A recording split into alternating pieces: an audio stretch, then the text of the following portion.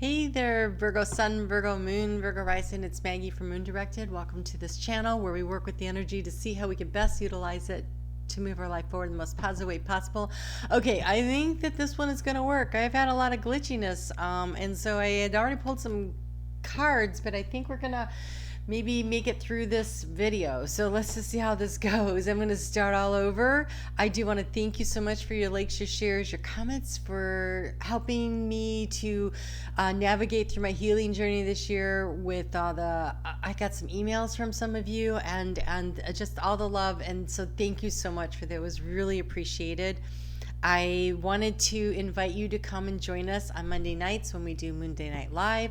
I pull cards for each of the signs of the zodiac, and then I go through and I do a Q&A. And so there's usually like 30 to 40 minutes for the Q&A portion, so come and join us. On the 21st, we're going to be looking at this energy of this gateway and how does that, what's some really good advice for you on that. And I have a really great deck that I'm really excited to be able to use for that. And then on the 28th, we're going to take a look at health, wealth, love, and destiny. I'll pull cards for each one, for each of the signs of the zodiac, and then I will stay a little bit later for everyone that's in the chat, and it'll be like a little mini reading. If you want to be there, I'll pull those cards for you guys also. So come and hang out with us and kind of say goodbye to 2020 and welcome in 2021, right?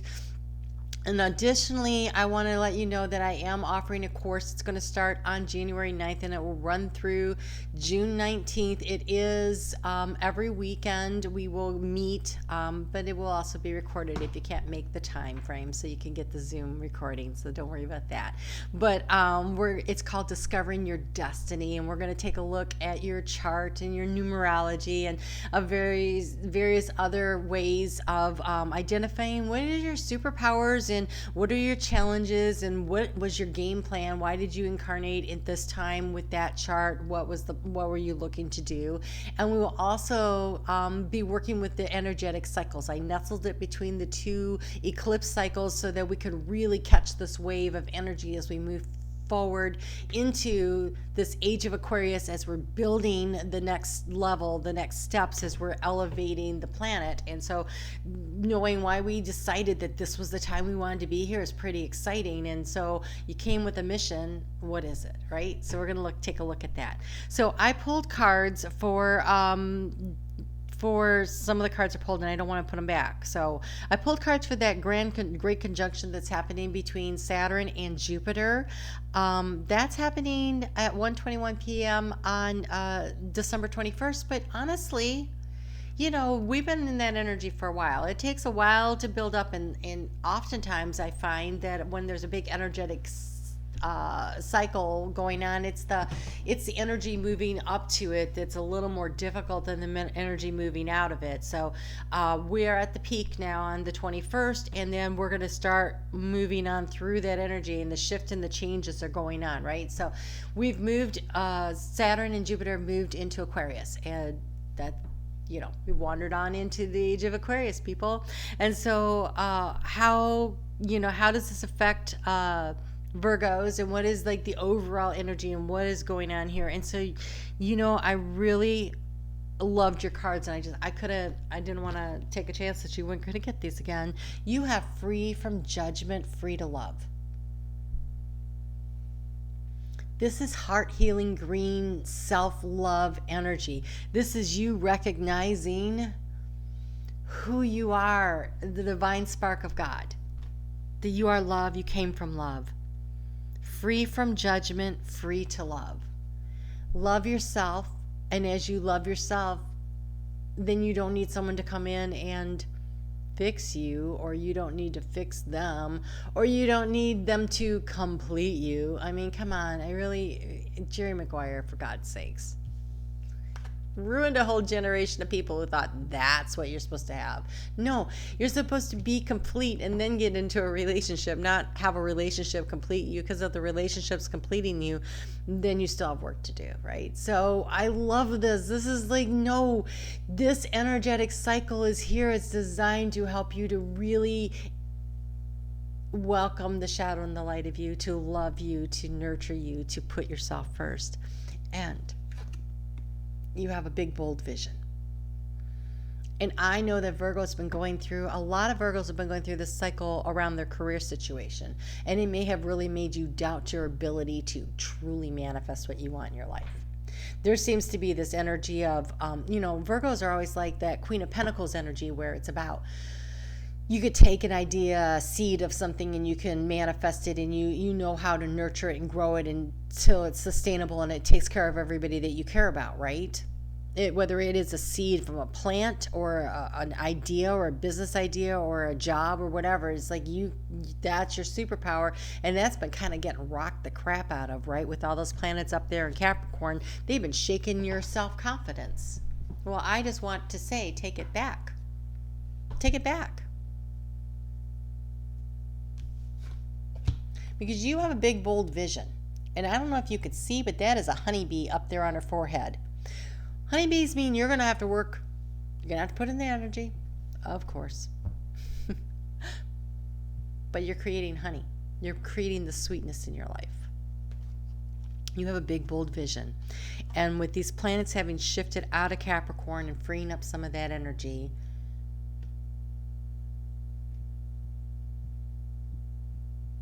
for you, this will be in your work-life balance.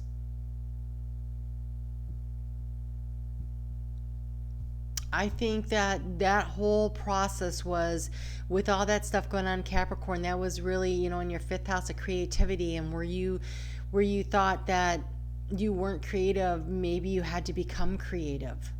Because a honeybee creates, right? They collect the pollen. It is creation. And it comes from the heart. My camera's doing some funny things. I'm waiting and hoping it catches up with me. It's 5G. My neighbors have 5G, and when they're on their phone. Okay, so, and really it's not their fault. The internet company should figure out how to manage this. Okay, so there's this creation energy that you've been feeling a little stifled, a little unsteady. And so step into your creative power and create that work-life balance, that where there's time for you to sit and think and be creative and do things that are enjoyable, and time to work and time to take care of your health. And so there's this whole balancing act that's going on, and you're going to have an opportunity this year to really figure out how to do that with Jupiter hanging out with Saturn.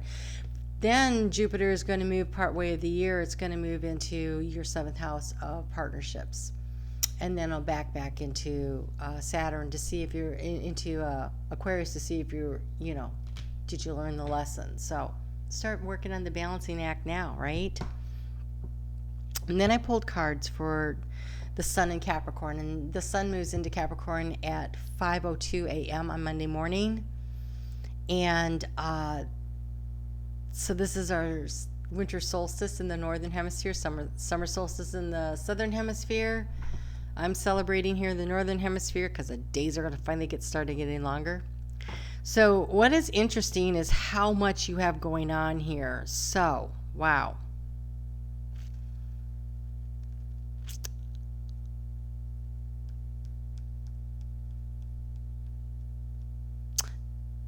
Okay, I got it.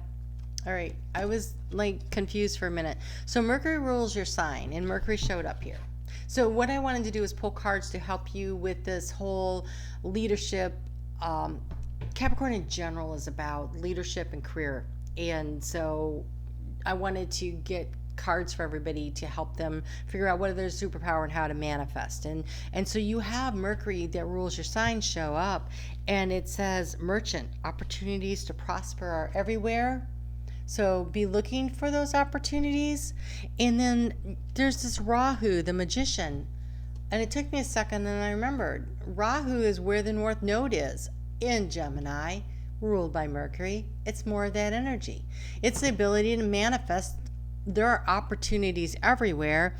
And then what's really interesting is Saturn, who's been kind of rocking your world, is now on your side. Hey, we're Team Virgo here because we have the advocate. I align with the greater good for all. It's in Aquarius. So, where are the opportunities where you can benefit others in your career? What is this big, bold vision, this big idea you have that when implemented will help others for the greatest good of all? Whatever this is, and it could be helps on a small scale or a grand scale, doesn't matter. If it's helping others, it's an idea worth nurturing. It's an opportunity. You've already, you're either about to be downloaded with this inspiration or you already have it, and it's time to start. The magician is about, I have all the tools at my disposal and I know how to work this. There's opportunities everywhere. So it's networking when it's Mercury, right? That's about getting out there and communicating and telling people what you have going on. You have everything you need. And Saturn says, hey, if you're actually doing it for the greater good, we're going to support that, right? We're going to support that. So, for instance, maybe you have a really great idea that you could use for my internet company to help them overcome the disruptions from 5G to my computer. Because that's going to be something they're going to need. Right?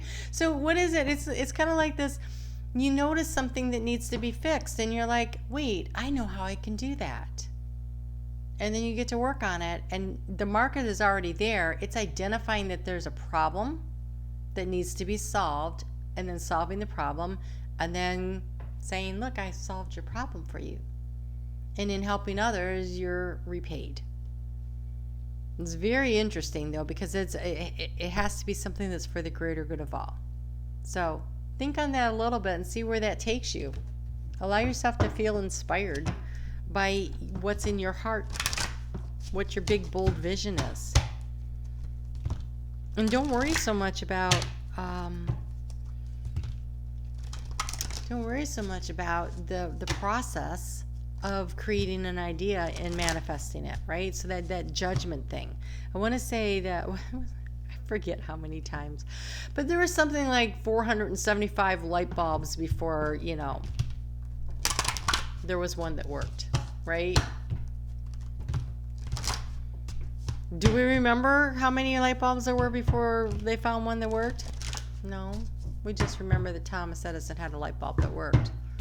Although I swear I heard somewhere that he wasn't even the one that created it. So there you go.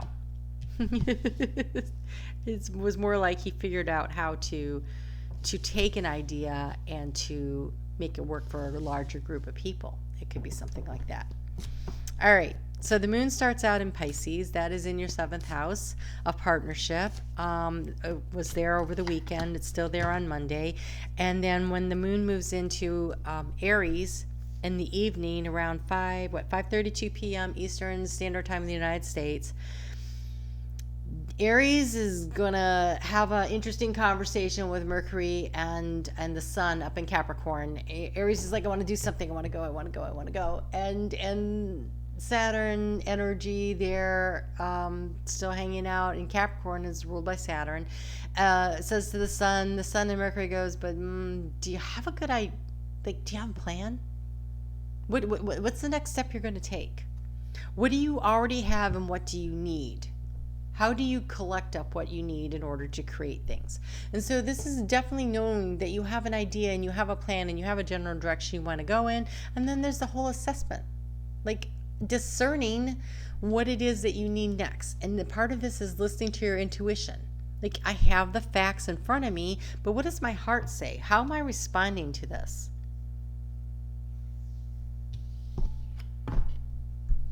I feel like it's like a brainstorm session that you're having with yourself, and so you can't have any judgment about any of the ideas you have. There's no bad ideas.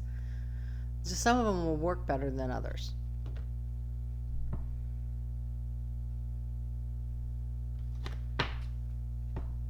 There's that staircase. See how there's the ladder and there's the stairs? Spirit says you are resilient. You can totally get up that. You can totally climb that staircase. You can climb that ladder. Climb the corporate ladder. You can climb that ladder. You can get to where you want to go. Rise above the tribulations. Don't be harsh on yourself. Everything's a learning and growing experience. And a lot of times, and I feel like, Virgo, you've had a lot of this going on the last year, just a lot of times what we learn is what doesn't work, what doesn't make us happy, what's not going to be okay. And then from there you go, okay, but what would make me happy? What would maybe work? And you try something else. And if it doesn't work, you're like, okay, well, not that. Okay, not that. And you just keep moving forward. Instead of, it's trial and error. Most of life is trial and error. And what we mostly learn is what doesn't work. 475 light bulbs later, right?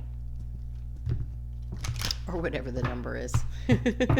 Don't quote me on 475. All right. Could be 4,750. It could be 3. I don't know. No, it's more than 3. It's like, I don't know why 400 something sticks in my head.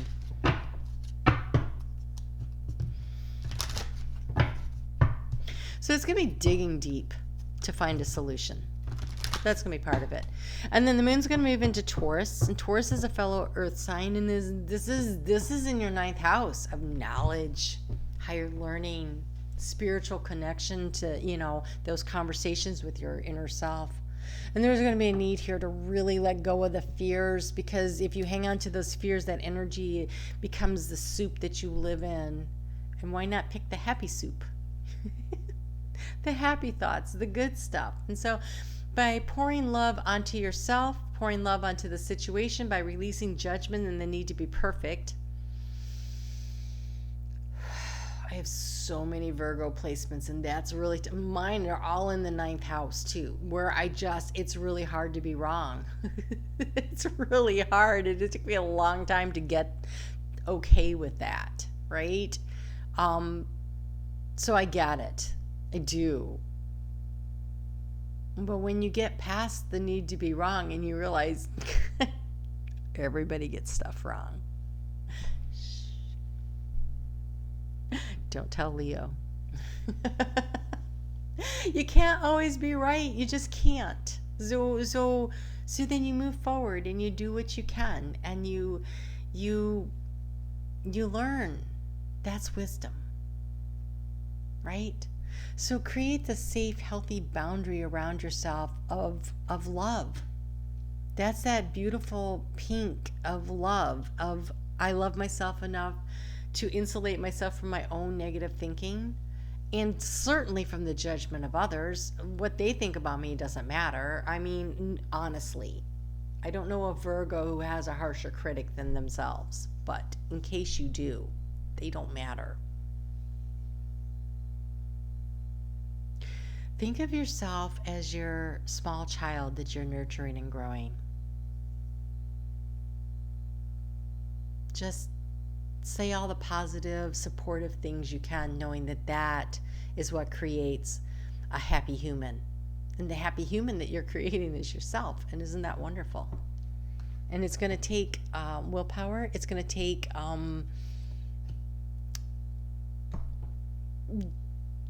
practice. It's going to take practice. Saturn likes consistency. Saturn says, Saturn in Aquarius is going to be just as difficult as it was in Capricorn, in a different way. Because now it's ruling your thoughts, not your actions. And so it's really going to be asking you to say, hey, I'm consistently only going to think good and happy thoughts about myself. Really been encouraged to tell everybody to connect with music to spirit. So find some good high vibrational energy music for yourself. And you can do that, like even the holiday music. Wow, okay. So first off, we have lost and found. What was once lost is about to be found thanks to the lost and found fairies. Something that can help us find things that we never realized were lost. Our sense of humor, our self-confidence. I mean, it could be an actual physical thing, because that's happened before or after I've gotten this card. It could be maybe you've been out of work and then a job opportunity. That's lost and found, right? So keep your mind open as to what exactly this gift from the universe is. And speaking of gifts, that moon gets into Taurus on the 24th. So I want to take a moment to wish Merry Christmas to those of you that celebrate. Happy Kwanzaa to those who celebrate that. And to the Canadians and those of the UK that celebrate Boxing Day, I hope it's amazing. I'm jealous that I don't have like an extra holiday like you guys do, but whatever. Enjoy it. Don't feel guilty. It's okay.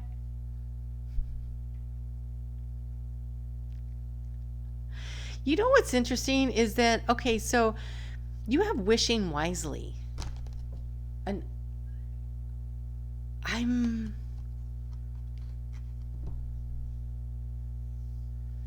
use your wishes wisely to manifest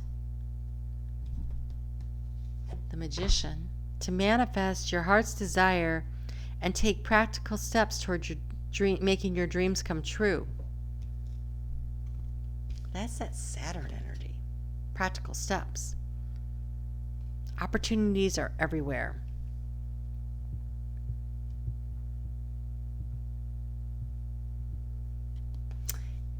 So, Aquarius is the star card in tarot. That's the wish. Saturn is in Aquarius. That's being practical.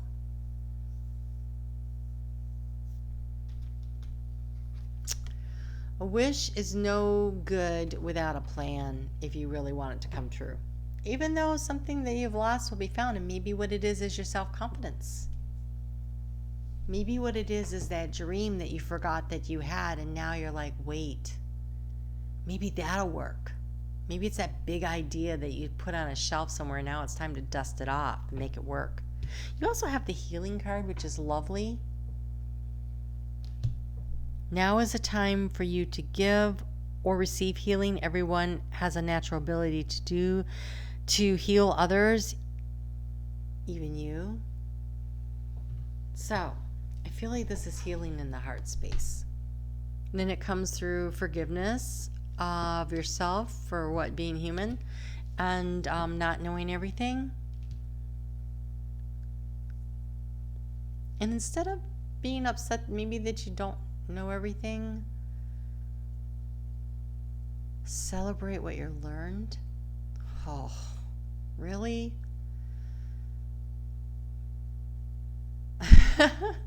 They said yes, really. Okay, so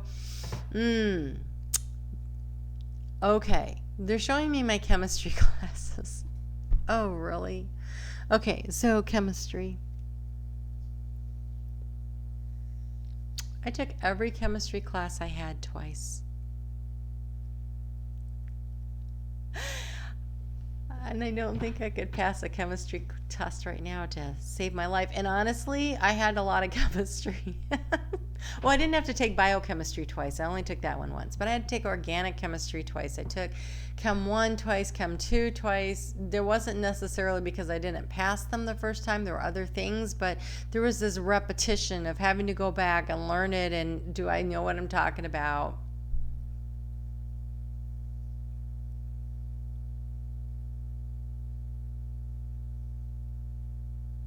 And being willing to be a student who just celebrated the fact that I passed. Okay, so now what they're... All right, they're really... Okay, wow. All right, so there was 25 years from the time I tried going to college the first time till I actually went back and started and finally completed. And by the way, that was 13 years. But in those 25 years, when I showed up for my first chemistry class, it was really interesting because I walked in and I was like looking at the periodic table going, they filled it out. And if I hadn't been willing to go back and learn something again, I would never have known that they actually figured out all the... When I was in high school and we took chemistry, like there were all these spaces for all these elements that they hadn't discovered, but they knew were there. And then there they were. It's like, that's crazy. I also had to take algebra again.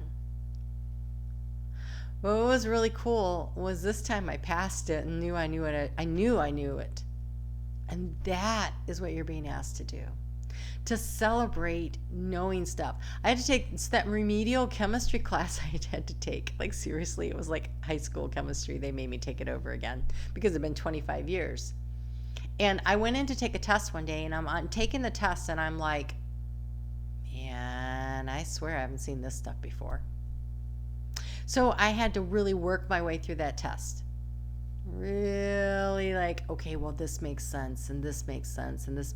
Well, I got all done, and I was really disappointed because I had a B plus, and I had been getting A's, and I was like, man. So then I get home and I start doing the next homework assignment. And I'm like, oh my gosh, because I'm dyslexic.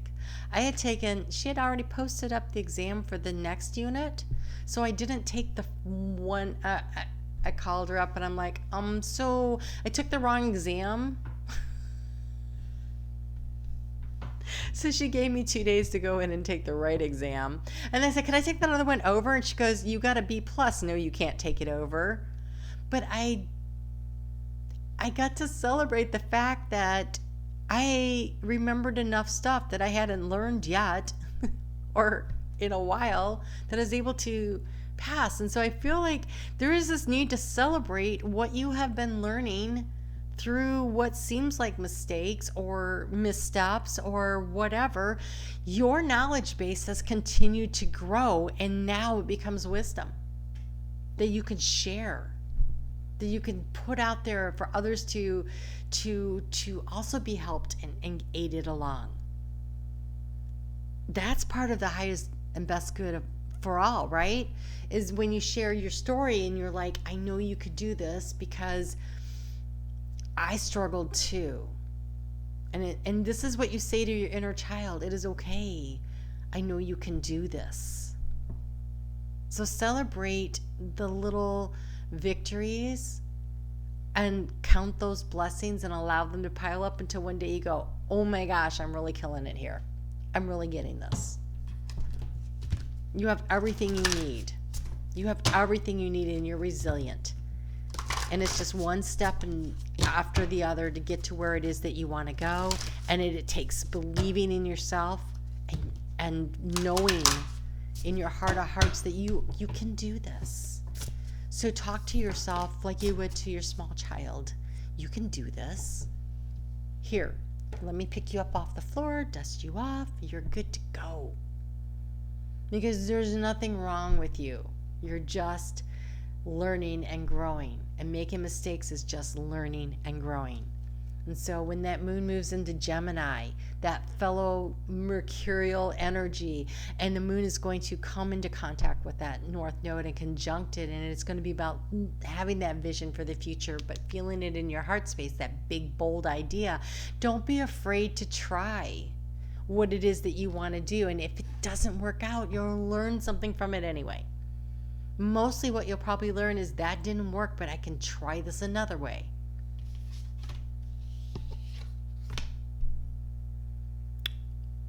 Oh my God, I love your cards. Pick yourself up, dust yourself off. Messing up is not messing up, it's learning. You're just in school called life. You have two beautiful cards that say so. You have gold. You don't need someone else to fix you because there's nothing wrong with you, number one. And so she has a porcelain cup. And they used to pour gold between the porcelain and let it cool, and that's how they repaired. You don't need anyone to fix you. And your mistakes, that gold in porcelain, have you ever seen it? It's stunning. It's stunning. It just adds to the beauty. And so every quote unquote mistake is just wisdom, and wisdom adds to the richness and the beauty of your life. The tapestry, it's being woven in there. It's being poured in like gold into a porcelain cup. And then you have this card, Phoenix, rising from the ashes. And see the book See the book? That is the book of wisdom you're creating every time you struggle and you strive and you fall down a little and you learn something and then you stand back up. Celebrate that. Celebrate that you are standing back up and you're stepping up onto the next rung and you're going to get there. You have everything you need. You are resilient and you can do this. You can do this. All right, Virgo. Come and join me for Moon Day Night Live, 7:30 to 9 p.m. on Mondays. Take a look and see if the curriculum of discovering your destiny is something of interest to you. Just go check out the video and see what you think. And if you want to do it, give me an email. Send me an email. Give me an email. It's like Boxing Day. Give me an email. You guys take good care. Have a great week. Believe in yourself because Spirit believes in you. It is all over these cards. You can do this. Talk to you soon.